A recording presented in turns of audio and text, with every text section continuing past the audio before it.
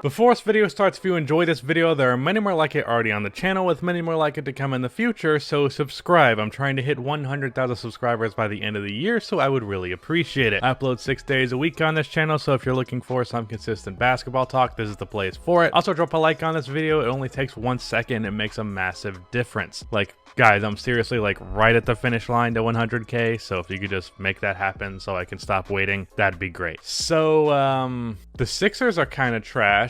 Well, actually, they're really trash. Really trash. As you should probably know, the Celtics absolutely fucked up the Sixers in a sweep in the first round, but really what fucked up the Sixers more than the Celtics is the Sixers. As for why the Sixers essentially self-destructed, well, Elton Brand. Yeah, pretty much just Elton Brand. I made a video 9 months ago on why Elton Brand was one of the worst general managers in the league, why all the moves that they made in that offseason would blow up in their face, and why just in general, dude was trash. And while the majority of people did agree with me, there was a pretty loud amount of people that did not, many of them Sixers fans, so I'm here today to say I told you so. Luckily for me, in terms of being a Sixers hater, the only people that hate the Sixers more than Sixers haters is Sixers fans, at least lately. I can actually relate to that as a Bulls fan, though at least for the Bulls, I don't really have high expectations at all. The Sixers are expected to be a contender every year. So I wanted to talk about how the Sixers imploded and basically fucked up their future, and really I just want to shit on Elton Brand some more. So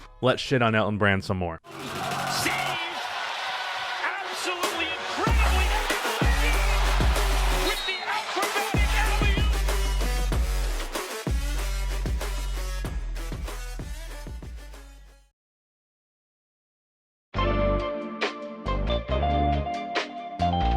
Let's take a look at this series first to point out some of the many flaws that exist with this Sixers roster. Now, first things first, to be fair to the Sixers, this series was over the moment that it was announced that Ben Simmons was not going to be playing. This Sixers team does not have good fit, and we will talk about that later, and Ben and Embiid not really working is a big part of that.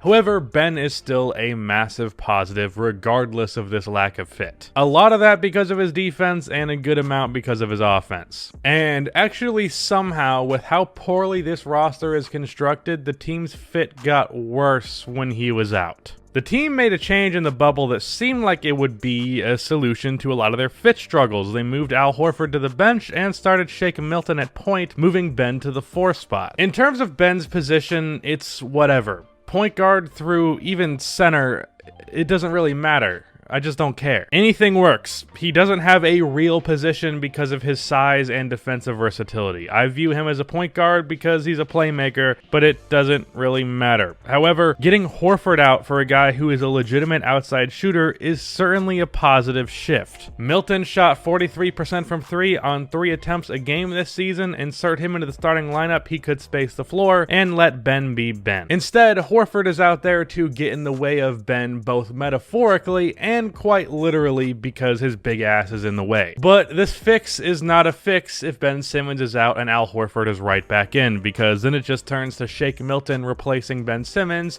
which is a downgrade. Imagine this series, but instead of Al Horford at power forward, it's Ben Simmons with Shake Milton shooting 40% from 3 on 6 attempts per game as he did in this series. That would be a lot better than what they put out there. So yeah, Ben being out made a pretty big difference. That being said, I still think the Celtics win and are a much better team regardless, but it would have been a lot closer, especially considering the size difference. Ben on Tatum means Thibault is on Kemba instead of Milton, and that goes throughout the whole roster and how it's defended. Also, there'd be somebody on the Sixers that could throw a fucking entry pass to Joel Embiid. However, this Sixers team was doomed to fail well before Ben Simmons got hurt. The only reason why I would entertain the idea of the Sixers winning a series versus the Celtics is because they just had a way better matchup against them. Not because they were an equal team, just because the C's were really small and the Sixers were really big. The reason why I've had that expectation with this Sixers team for a while is because of something I mentioned earlier, which is the horrible fit and construction of this roster. Looking at this Sixers roster on paper in terms of pure names seems pretty damn alright. Like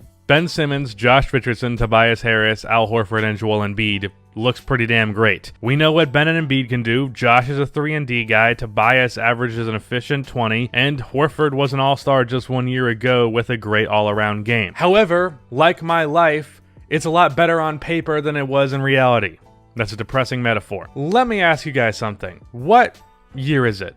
Because if I'm not mistaken, it's 2020. And when these signings were made, it was 2019. So can you tell me why a team nearly maxed out a 33-year-old Al Horford to play power forward, despite the fact that he's a mediocre three-point shooter and way too slow to play the position? Why the fuck would you do that in 2019 and 2020? That is bad enough in and of itself. How do you say that? In and of itself? That is bad enough in and of itself without considering that Al Horford had a pretty steep drop-off regardless of the poor fit this year. And look, I'm not trying to piss off all of the Al Horford fan, but the guy was bad this year and this fit is horrible. Even if he was as good as he was the previous couple of seasons, he's not a fucking power forward. Tobias Harris moving to the 3 also isn't ideal. He can handle bigger small forwards quite well, but he cannot handle quicker ones, which is why he is a power forward in today's game. So Tobias Harris and Al Horford are playing out of position and not playing all that great, but what are they paid for this? Well, in total for the next 3 years for Horford and the next 4 for Tobias Harris, they are making a combined amount of money that is more than the GDP of 4 countries. Per season, these two combined are owed roughly $60 million a year for the next 3 years. That is rough. That is more than half of the total salary cap now, let alone whatever the fuck it's going to be after the financial implications of the season being shut down impact the cap. That is a lot of money tied up into one player who is pretty damn good but never going to be all-star level, and a guy who is not a bad player but is a negative because his fit is disgustingly bad. And as for where Sixers fans and everybody should be pointing their finger for why this went so awry, well, point that finger at Elton Brand. The guy is horrible at his job, and this all started with him trading essentially everybody besides for Ben and Embiid in an effort to get both Jimmy Butler and Tobias Harris. I am of the minority of people that think the Jimmy Butler trade was really dumb, and not just because he left. If he stuck around, the Jimmy Butler trade was not a good idea. The reason I dislike it is not because Jimmy left, it's because of the short-sightedness of it, as well as the lack of consideration for fit, which is something that Elton Brand has never considered at one point in his life ever, apparently. The Sixers have needed a ball handler outside of Ben Simmons for a while, and on the surface, Jimmy is that. However, the ball handler also has to be a good outside shooter when he isn't the ball handler, and Jimmy is not that. Really, the team needs a Bradley Beal type. Markelle Fultz was supposed to be that type of player, but unfortunately, he was not. Also, those ball handlers are going to need floor spacing to operate with Embiid in the paint to begin with, and this situation was why Ben Simmons essentially disappeared in the playoffs that year, because he wasn't having the ball in his hands, instead it was Jimmy,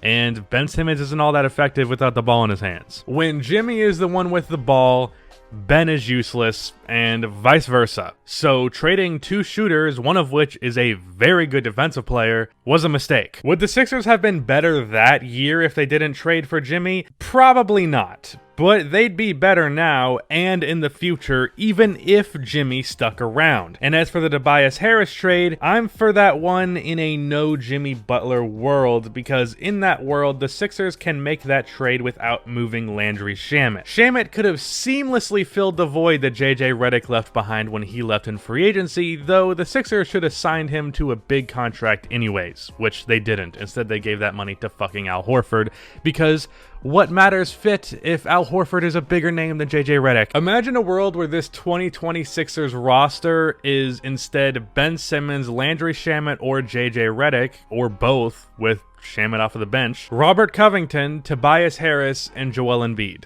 That is a lot better of a lineup. That is 1 great shooter and 2 very good ones with a 3rd scoring option in Harris. A real contender? Probably not, but that's a whole hell of a lot better than what they have right now, as well as more flexible for the future, assuming they don't give Harris that ridiculous contract. Elton Brand and the moves that he made showed a complete disregard for the future, a disregard for fit, and a disregard for the most obviously important thing in 2020, and especially most important thing building around Embiid and Simmons, and that is spacing. Like, is it not fucking obvious that if you're trying to build around Simmons and Embiid, you need to get the most amount of three-point shooting that is conceivably possible? Like, could that not be more fucking clear? My opinion on if Ben and Embiid can actually work as a duo really goes back and forth. However, there isn't a question in my mind that you should give it a try for a few years and give it your best shot by putting your best foot forward. Signing Al Horford to play power forward, Tobias Harris to play small forward, while paying them nearly $250 million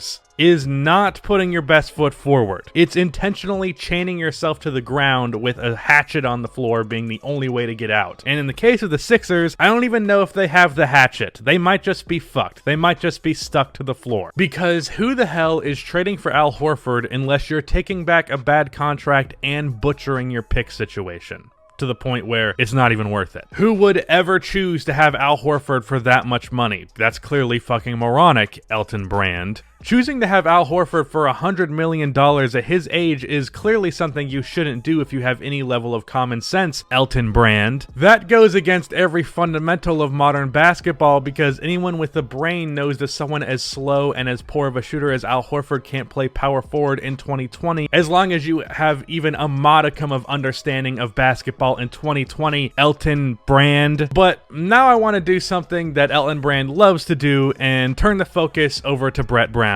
rather than actually pointing to the actual problem. Is Brett Brown a good coach? No. Is Brett Brown an okay coach? No. Is Brett Brown even just a kind of bad coach? No, he is real bad. Did he deserve to be fired? Absolutely. Did he actively hurt and hold back the Sixers in some capacity? Absolutely. However, Brett Brown gets way too much of the blame for the problems with the 76ers. He is just a symptom of the problem. The guy is basically a scapegoat. A scapegoat does not have to be bad inherently, but if it's being blamed for more than it should be, it's still a scapegoat. Firing Brett Brown was a decision by Elton Brand to appear to fan the flames when he's the one setting shit on fire in the first place. So, yeah, that's the disaster that is the 76ers. Now, as for the question of do the Sixers have any hope? Well, like the rest of us, no, they don't. That's the end of this video. Please be sure to like and subscribe for more NBA content like this, and cue the outro music.